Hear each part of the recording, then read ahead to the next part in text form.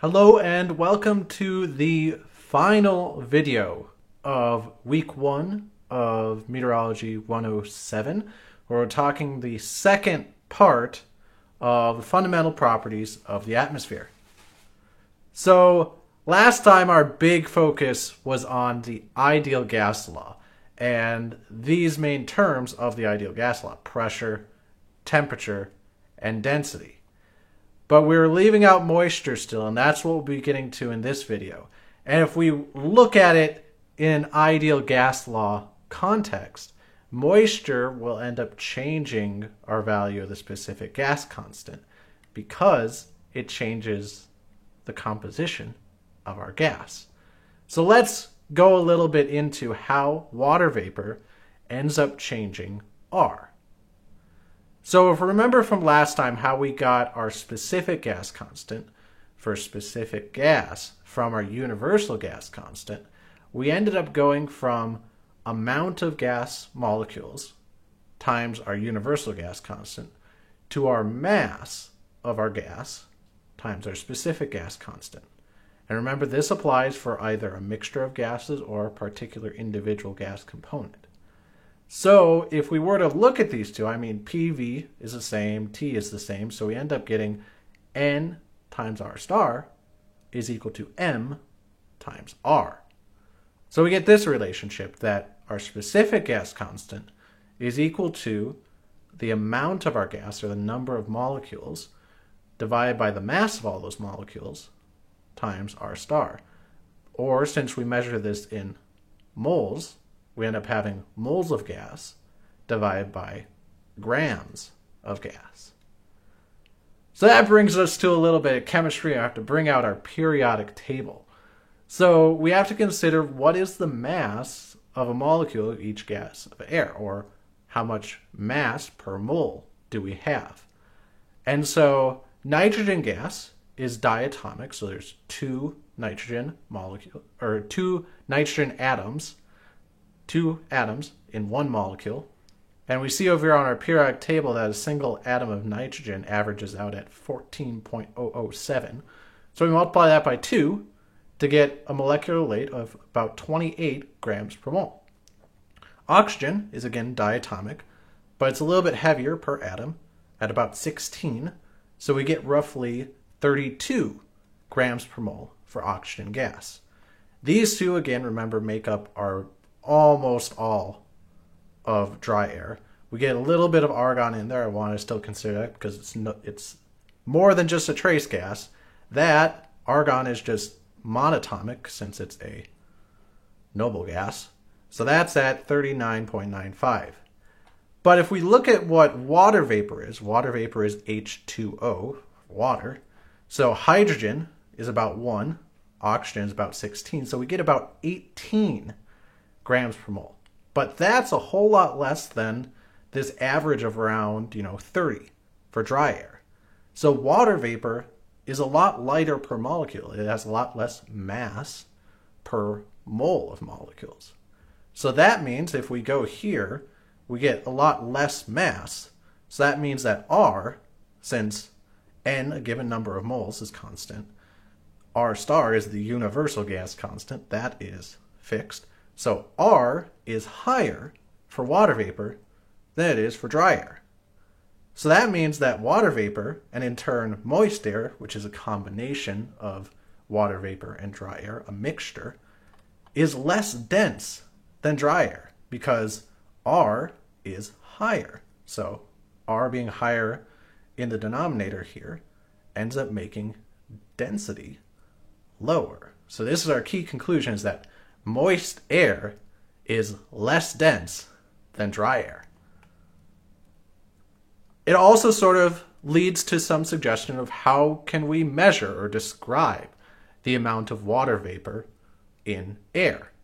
If we were to just take all of those math relationships we were working with before with R and the ideal gas law, those kind of things end up suggesting some of quantities that look like this. We could take the mass of water vapor divided by the total mass of air. That gives us a quantity called specific humidity. If we instead take the mass of water vapor divided by just the mass of dry air, that gives us mixing ratio. But if we recall, dry air dominates. It's anywhere between close to 100% to maybe 97% of what makes up the combined air. So these two quantities in practice are very close. But for some applications, we do have to compare their subtlety in the denominator. Absolute humidity is another way of considering it. We don't usually work with absolute humidity much in meteorology, but because we don't usually worry about total volumes. But it's another quantity that's out there. It's the mass of water vapor divided by total volume, a way of describing for a given parcel of air. But none of these three are what maybe you're used to hearing from weather people on TV when they talk about how moist the air is. Those are usually you hear about dew point or relative humidity. So where do they play in? For those, we need to talk a little bit about saturation. So there is a limit to how much water vapor can exist in the vapor phase at any given temperature before the forces of thermodynamics end up making it condense onto whatever surfaces that you have, be it little tiny nuclei of dust and particles that just are floating in the air, then end up making little droplets, or just surfaces like a glass window. We end up seeing condensation developing, or like your cold beverage, you get condensation on the outside as well. If it's cold enough, we actually are below what's considered like freezing temperature, where solid water is supported, then we can actually get deposition, which is going directly from vapor to solid. And because of this reaching saturation, where we end up getting more water vapor existing in vapor phase than the temperature can support, essentially, at that amount, we end up forcing it into a different phase. So that's how we get things like dew and fog and clouds and frost. All of these come about because air becomes saturated. And sort of a few comments to relate to saturation here. One, you see this graph that I have over here in the corner. There are some complicated physics and differential equations that go into that. We don't have to worry about them at all in this class. But this curve, this relationship, is important to note, that the limit, this limit of how much vapor pressure is supported at a given temperature, becomes much higher. It's pretty much exponential with temperature. So at a temperature of, say, 30 degrees Celsius, we can have a lot more water vapor in the air before it starts condensing out, versus a lower temperature, we have a much lower vapor pressure that's supported. The other thing is that if we were to represent the state of air at any given time, we have a particular temperature and a particular water vapor pressure, describing the amount of water vapor that's in the air at that time. And if we wanted to reach saturation, there's sort of a few ways we can do it. We can cool down our temperature without changing the amount of vapor pressure. That has a particular meaning we'll get to in a bit. We could also keep our temperature the same but add an amount of vapor. Or another little clever trick that we have, and this is a useful way of measuring it if we based on instruments, is that if we have particular temperature, we can have liquid water that we evaporate into the air, which, because that's a phase change, ends up taking in heat energy and cooling it. So we get by evaporating water into it, we end up decreasing temperature while also increasing our vapor pressure, and so we get something like that. And those two things are dew point and wet bulb temperatures. So dew point means that we don't add or subtract any water. We just cool the air until we reach this saturation curve. And if you notice, it doesn't actually depend on temperature, because we can start all the way over here at 40 degrees Celsius. Or we can start over here at 20. If we're on this horizontal line, it doesn't matter where we start, we'll always end up at around 10 degrees C for our dew point. Wet bulb, on the other hand, does, because that's a little bit more complicated of an interaction. It depends on where we start, both in temperature and in vapor pressure, to see where we end up on this curve. When we have wet bulb, by evaporating water into it, which ends up cooling the air until we reach saturation. That's a way that we can measure humidity in the air very accurately, is that we end up, if you've ever seen them, they're called sling cyclometers. I can't even pronounce it right. But it's an instrument where you have liquid water on a wick by the bulb of a thermometer, and you end up trying to make it so it reaches equilibrium by forcing evaporation until you reach saturation. And then there's this last quantity right down here, the other one that I had addressed earlier that you hear about a lot, is relative humidity. And that's if we just take the ratio of vapor pressure, so where we start out, to our saturation, so sort of measuring how far up this chart we go as a percentage or as a ratio. And that, of course, depends on temperature greatly, because say we have a particular amount here and we only go up that amount, maybe that's about 60% relative humidity. But if we're over here, this is really small. That's maybe only, 30% relative humidity. So it depends on temperature strongly. So if we were to summarize, these are the sort of important moisture variables that we really care about. Specific humidity or mixing ratio are sort of our calculation, or what we work with a lot if we're caring about the physics or thermodynamics of moist air. Dew point is our common measure if we want to report a value that represents the true amount of moisture in the air, because dew point doesn't change with our air temperature. It's just related to the amount of vapor that's present. And then we have relative humidity, which is that ratio, if we want to know how close we are to reaching saturation, because if we reach 100% relative humidity, we get saturation, which means we start getting things like condensation, we get dew, we get clouds, all of that. So relative humidity is very temperature dependent. So it doesn't really describe how much water we have in the air. It's just how close we are to reaching saturation instead. So they all have their important roles, but they're important to keep apart about when they work best. So that's all talking about vapor. And I was suggesting that when we have saturation, we end up forcing vapor out of the water out of the vapor phase into another different phase. So what happens to that water? It either remains suspended in the air, and that's how we get clouds, we get droplets and ice, and fog is just pretty much an example of that close to the surface, or it can fall out. It can fall down as precipitation. We get liquid precipitation, rain. But we also get a whole bunch of different forms of frozen precipitation, hail, snow, graupel. Freezing rain is liquid that ends up freezing on contact.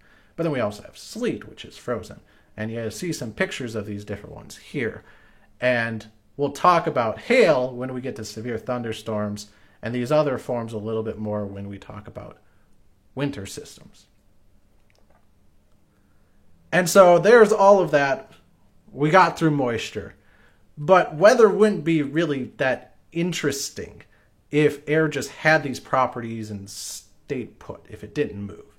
So wind is a really important thing to consider, because that's how we get interesting weather, is because air moves around. And wind is really just measuring air movement. It's a vector quantity, so that means we either have to consider it in each dimension. Typically, because the winds are strongest horizontally, we consider a north-south and an east-west component to this. But there is sort of a vertical component that becomes very important in thunderstorms, because we have updrafts and downdrafts. Or we can consider a vector to have direction and magnitude. So we talk about which way the wind points and its speed, or the magnitude of that vector quantity of wind. And the big thing to know about wind is, where does it actually physically come from? It's pressure gradients. If you want a demonstration, you know, a bike tire, if you release the valve, you end up getting air rushing out. That's moving wind because you have higher pressure going to lower pressure. If I do one of my favorite little packing parcels, I can say, and poke a hole in this. So you have higher pressure here going to lower pressure, which creates wind, as you see by the deflection of this little receipt. But it's not just pressure gradients that affect the behavior of wind. There's a lot of other things based on the rotation of the Earth. So you get things like Coriolis effect, and you get friction when you get too close to the ground. Those things change how the wind behaves, but they don't cause the wind itself. The cause of wind always comes back to this pressure gradient, trying to balance from high pressure to low pressure to try equalizing the system. But it doesn't do it directly because of those other forces. And that becomes important in our later sections of this course. So, last topic here we want to talk about is measuring wind. And these are just some important things to get out there right away. Is that wind direction is measured in degrees. That's how it's reported. We start with north, and we increase in our degrees going around clockwise. So we start at north at 0 and loop around to 360 going clockwise. And in meteorology, we always represent wind as the direction from which the wind is blowing. So a west wind means that the air is moving from west to east. We always say the direction the wind is blowing from. And you typically will see instruments like this where you have either a propeller or a cup anemometer that measures speed in the horizontal, and then the vane component measures its direction. These measure your 2D wind, which is, again, in most situations, what we end up seeing as predominant. But in some specialty applications, if you're talking about turbulence or flux measurements, the vertical becomes very important as well. And that's why you can also see some of these advanced instruments that, instead of measuring direction and magnitude, they actually measure all three components. So that wraps up our fundamental properties of the atmosphere. As a reminder, on these sections here, there's the discussion post, which is just an informal introduction, but there's now the quiz. You now have all the lecture content you need in the quiz. All the questions should be addressed in one of either this video or one of the past two. And remember, the quiz is due by the end of the week, Saturday, 11:59 p.m. Central Time. Next week, we get to our next sort of module where we'll talk about measurements, mapping, and modeling of meteorological phenomena.